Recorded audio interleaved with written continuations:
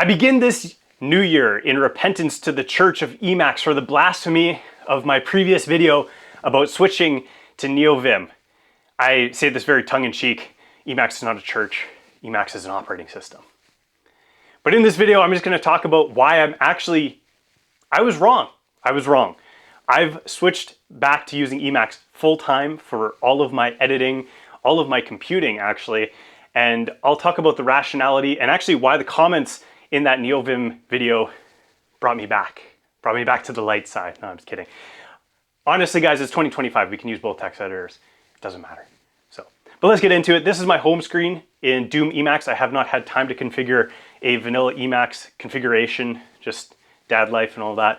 But it says welcome home. There's a reason for that. Now, one thing I will mention, we'll get into some philosophy here, is that what I've been looking to build is really a system that is portable, transferable to wherever, whenever. What this means is that currently in the hardware spectrum of the world, Mac makes the best hardware. I know I'm going to get shot for that, but Mac makes the best hardware currently for laptops. And tomorrow that may shift. That may be something different 2 weeks from now, 6 months from now, who knows? NVIDIA might come out with their ARM processor and just blow the M4 or M5, whenever it is, out of the water. But the thing is that I want a portable computing system. And what that means is that I can take my computer and put it on any operating system and be completely agnostic of the underlying operating system so that I can use the best hardware. How do you do that? Well, you could do that one of two ways. There is the Neovim text editor with your shell utilities, blah, blah, blah, blah, command line programs, and piecing that all together. Or you could use something like Emacs, which is I want to call it an operating environment on top of your underlying operating system that you can pretty much make whatever you want it to be, and this can incorporate all of your tooling, everything. So essentially, if I switch computers to a Mac or to Windows, never mind, I can take my Emacs configuration, put it into that computer, and immediately be up and running within 5 to 10 minutes after everything kind of downloads down from Melpa and all the different repositories. That's what I was trying to build, and Emacs actually is the solution. Another thing I'll touch on too before we get into this is long-winded, but I was looking at Neovim as a competitor to Emacs. I was looking at them apples to apples. That's not actually the comparison that can be made because what they are completely different. You can take the Vim editing system and put it inside Emacs, but you can't do the reverse. They're not equal. Emacs is really more of an operating system that incorporates everything that you do on a computer together, even your web browsing if you want it to go that far. But Neovim is really much more of a text editor, and it's a good one. Do not get me wrong, and I still use it all of the time for smaller edits, very quick, hopping around the file system and everything. But Emacs has become like my live-in environment on my computer. And the reason for that is that everything is text in Emacs. That means that everything is touchable. Everything can be changed. Everything can be configured. You can script. You can do different things to make this tool whatever you want it to be. And that's what I was missing in the previous video, is I didn't spend enough time with Emacs, and the comments kind of showed me that. They're like, you're saying that Emacs is a text editor. It has a text editor, but what it actually is a Lisp interpreter. It can be whatever you want it to be. You can program it. You can literally be writing code in Golang, for example. That's what I've been using for my backends recently. And I need to script something, so I'm just going to go create a configuration file for it. And anytime I need to do the same thing, it's one call away. That's huge. That's massive. I did not get that when I first started using Emacs like 6 years ago. You don't really get that until you kind of go down the rabbit hole, but it is essentially a journey that lasts a lifetime. And that's kind of something that resonates with me, in that Emacs actually becomes your companion in computing forever. That's different than Vim. It's just a different philosophy entirely. Now, going back to the computer, Emacs has become really my daily driver for editing text, which is, I mean, it's a no-brainer, but it's for programming, it's for using for my music, it's for reading my feeds, it's for everything. Even browsing light web pages, Emacs is perfect for that. The web as it was designed 20 years ago was just plain text. So if you open up EWW in Emacs, you get to just scroll classic web pages as they were kind of designed to be read.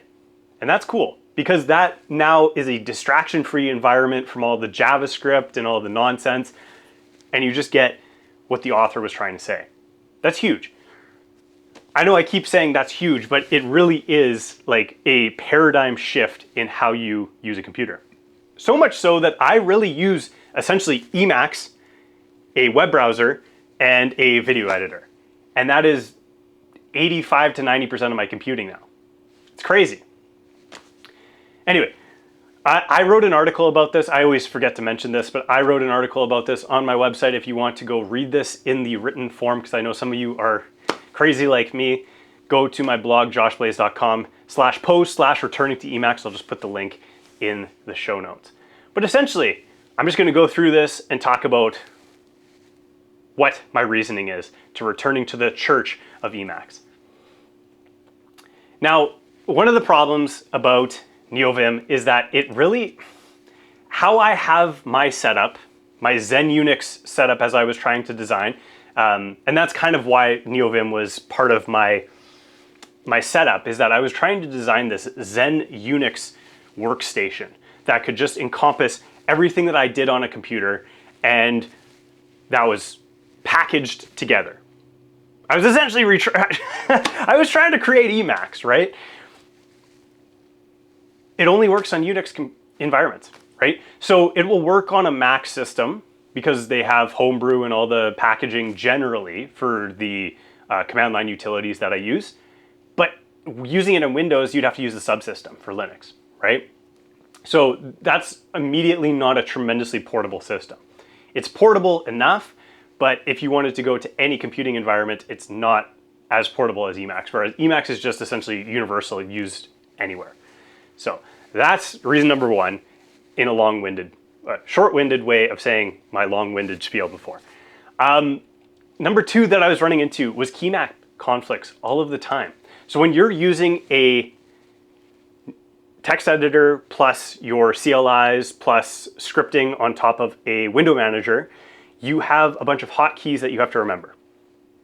A lot of people use the argument that Emacs's learning curve is like a infinite loop. It's just a cycle. It goes down, it's a rabbit hole to go on forever. And that is true, but the thing is that they discount is that if you're using Neovim, you're not getting all the tooling. You have to still have another CLI for a modicum of different things. Like I could just mention about 50 different things. You have to have keybinds to those and remember those keybinds so that you can interact with your computer as efficiently as you would in Emacs. So you're essentially going to have to do the heavy lifting of remembering keybinds regardless of what you do. Emacs or going the CLI Neovim route.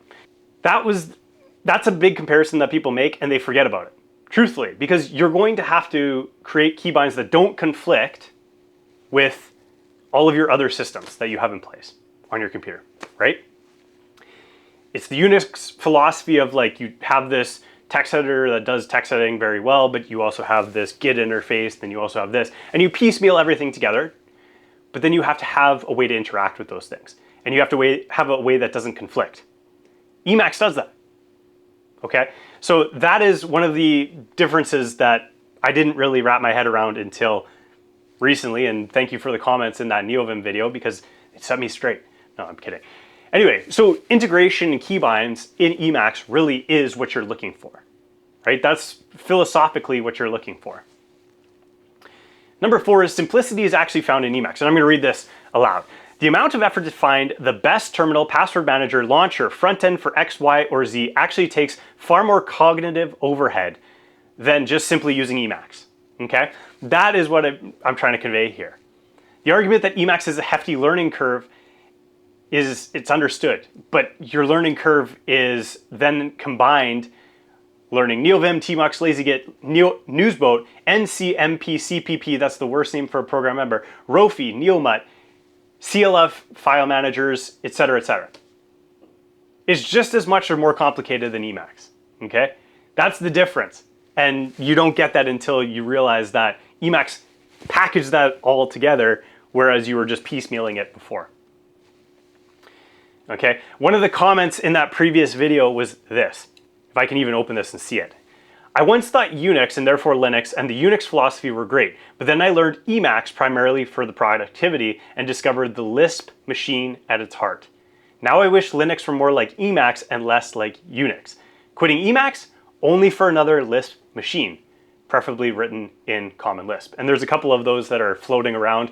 I don't know if they'll ever compete with Emacs, but there are a few of those that exist. So that comment really kind of blew my mind, and I was like, oh, I'm treating it wrong.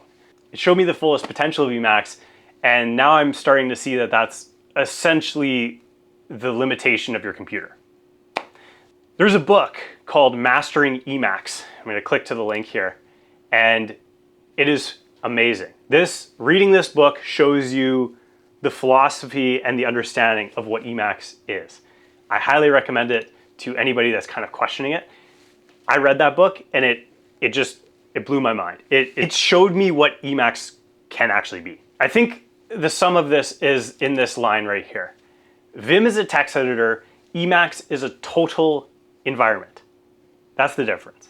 Tongue-in-cheek, what Emacs lacks in a solid text editor, it makes up in being a great Lisp interpreter, but it's also a good text editor. We'll see that in a little bit. You can literally use Vim inside Emacs, guys, right? Evo mode is such a good emulation layer that you have no idea that you're not using Vim. And as soon as you wrap your head around that, you're like, oh, I can get all the tooling of Emacs and Vim in one environment. Done. You're sold, right? You get the best of both worlds. You get the movements and the text editing of Vim, and it's modal and what's the word I'm looking for? You know, like call it described editing. And you also get the power of Emacs in one place. One thing that I started to realize is you can actually find the best way of doing things in Vim and the best way of doing things in Emacs and actually combine them. So there's a couple examples of this. One is that I think that while in insert mode, you can use Emacs to move around text a lot faster than you can in Vim. There's a couple other ones. I think that the Emacs way of finding what's within brackets and interacting with it is better than the Vim way. So you can actually combine both methods of text editing in the same environment. That's truly powerful. This is one thing about the Catholic Church is it's always like a both and paradox that I'm coming to find. It's very interesting. That's what Emacs is. You can get both and.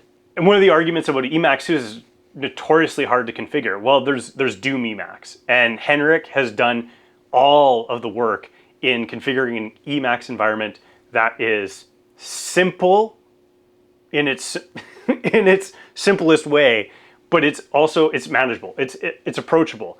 For somebody that's coming directly from Neovim or Vim, you feel like you're not so far from home. And I think that that's why Doom Emacs is so popular these days, because it bridges the gap. It allows people that have used Vim all of their life to start using Emacs in a productive way and start to see how productive Emacs can be. And all of a sudden they're like, why have I not used this all of the time? My goodness, this is incredible. He has optimizations for load up time, and I'll just put the repository in the show notes and you can go through and you can see all of the optimizations he's done that make Emacs such a pleasure to use. And one thing I'll say is I used Vim before I started using Emacs, I used Vim for probably like 3 or 4 years. So I had the muscle memory of HAKL, blah, blah, blah, blah. Now on my custom keyboard, I have the HAKL home row as a layer. So I just kind of integrated that. And one thing I'll say too is that home row mods, go watch my video about my Chocofi keyboard. Home row mods make Emacs so usable. Classically, you had to worry about your pinky wearing out from hitting control all the time. But if you have something called home row mods baked into your keyboard, that control key now becomes like your middle finger or your first finger or wherever you want it to be, and it becomes so much easier to use. It actually becomes a pleasure to use. One thing too is I had the hubris of like trying to create this org mode spiritual successor. There was no way I was going to do that. Org mode is so absolutely phenomenal that I'm not really sure there's going to be anything that even competes with it. And I missed that. I know that there's Vim emulations and such, but I missed the real integration with org mode, how you could integrate with different files. It wasn't just the asterisk layering and such. I was missing like the integration with files and where I captured and the contextual stuff that org mode is so good for. I was missing that with Vim. So org mode in Emacs is really its end game. There's no better task management or calendaring system out there. I've tried numerous ones and there just is not anything that even comes close to it. So I also said Emacs is kind of like home now, right? Like home. I live in it. When I go and do my back-end editing, Emacs really has become like my home. Like it is always up on workspace number 1 in my computer, and I do everything in it, right? So my back-end API that I'm writing in Go, Emacs. My Svelte app on the front end, same thing, right? Emacs. Everything is contained. My writing, my blogging, everything. Right? This is a terminal inside Emacs that's running my server for this post in Hugo, for example, right? Emacs has essentially become my environment for tracking my daily habits, making sure that I'm doing all the things that I need to be doing. It's just truly, there's no better way to do these things in a computer. And if you're sitting in front of a computer for however many hours a day and you have this on your screen, you're able to make notes. Let's say if I want to do a quick capture here, I have a note that I want to capture. This is a note, right? It's saved. It's so quick.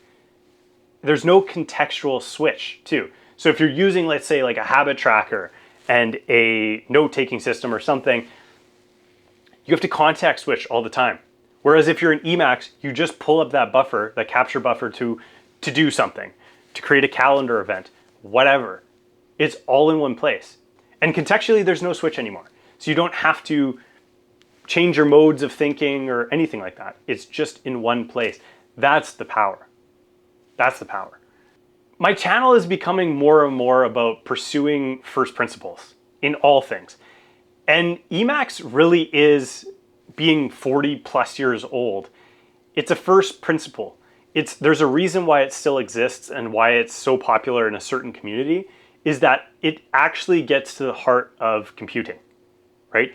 It doesn't actually furlough the Unix philosophy at all. It actually abides by it because what it is the operating system as an operating system could have been, right? Like without all the bling and all the surface level stuff, it has all of the needs of your daily computing and then some. And I think that that's why people are just, they can't leave Emacs. It's a lifelong journey. It's this companion that follows you around for your entire computing life and allows you to build whatever you want it to be. Your workflow is different from the next person and from the next person and from the next person. And to strong arm that into like a VS Code or whatever, it kind of negates that individuality that Emacs allows. I wish I could see the configurations of some of these people that have been using Emacs for like 30 years. Like on the Emacs subreddit, for example, there have been people that have been using Emacs for like 30 plus years. I want to see the workflow of those people because that would be so tailored to the individual. I can't even, there's no words to describe what that actually could be, right? And that is so perfect for that person. Emacs permits that. Emacs allows you to use your computer for that purpose. And that's really, I think, the final point that I want to drive home is that it's just whatever you want it to be. It's the ultimate tool. You can still use Neovim, but try using Emacs. Go download Doom Emacs from Henrik's repository, give it a spin, and see what you've been missing out on. Because like you really only need Emacs in a browser. My comparison between Vim and Emacs was a silly one. I was wrong. And thank you guys in the comments for showing me the potential of what I was missing. And that really kind of shifted my perspective entirely into my new and forever computing environment. So thank you guys so much. If you enjoyed this video, go smash the like and subscribe button. I do a lot of videos about technology, but also about first principles, theology, stuff that's on my mind. And if you like that, come along for the journey. Until next time, God bless. We'll catch you in the next video. Take care.